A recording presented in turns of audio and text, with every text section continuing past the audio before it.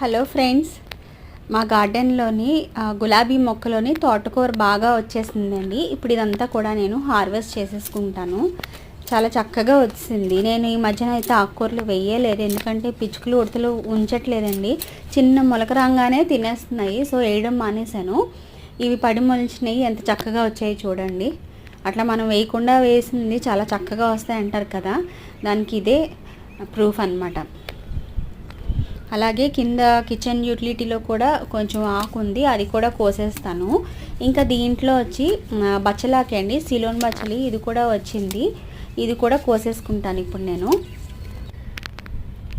చాన్నాళ్ళ తర్వాత ఆకుకూరలు అయితే హార్వెస్ట్ చేశానండి నేను. ఇది కిచెన్ యూటిలిటీలోది. ఈ ఆకు కూడా కోసేసి ఏదైనా నేను పెరుగు తాలింపు ఎట్లానో చేసేస్తాను.